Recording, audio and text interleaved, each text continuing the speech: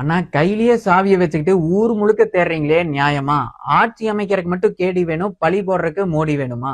நேத்து மோடி அவர்களுக்கு விஜய் எழுதின கடிதத்துல என்ன சொல்றாருன்னா, கர்நாடகால மேகதாது அணை கட்டுறதுக்கு எதிரா அபிஷியல்ஸுக்கு மோடி அவர்கள் அறிவுரை சொல்லணும் அப்படின்னு சொல்றாரு. அதே லெட்டர்ல தான் குறிப்பிடப்பட்டிருக்கு. 2019 மினிஸ்ட்ரி ஆஃப் என்விரான்மெண்ட் என்ன சொல்லுதுன்னா, 2 மாநிலங்களுக்குள்ளான பிரச்சனைகளை இந்த விஷயத்துல 2 மாநில அரசுகளும் பேசி சமரச முடிவுக்கு வரணும்னு சொல்லுது. இப்ப காங்கிரஸ் ஆளும் கர்நாடகால டீலிங் பேசுறதுக்கு இதை விட நல்ல சுச்சுவேஷன் தமிழ்நாட்டுக்கு அமையாது.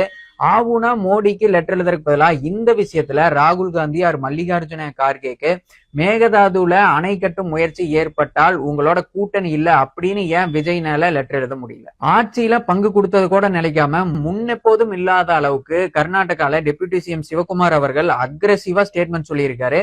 என்ன முயற்சி நடந்தாலும் யார் என்ன சொன்னாலும் மேகதாதுல அணை கட்டியே தீர்வோம்னு. அந்த அதிரடி ஏன் இங்க தமிழக முதல்வர்கிட்ட இல்ல? நீங்க யாரு கைய தமிழர்கள் முன்னாடி தூக்கி பிடிச்சீங்களோ, 2029 லோக்சபால யாருக்காக ஓட்டு கேட்க போறீங்களோ அவங்கதான் இத்தனை விஷயங்களையும் செய்யறாங்க. அப்படி இருக்கும்போது நீங்க கூட்டணி வச்சிருக்க அந்த கட்சி கூட பேசாம எல்லாத்துக்கும் மோடி அவர்களை கை காட்டுறதுல எந்த வகையில நியாயம்? இத தமிழர்கள் நம்புவாங்களா?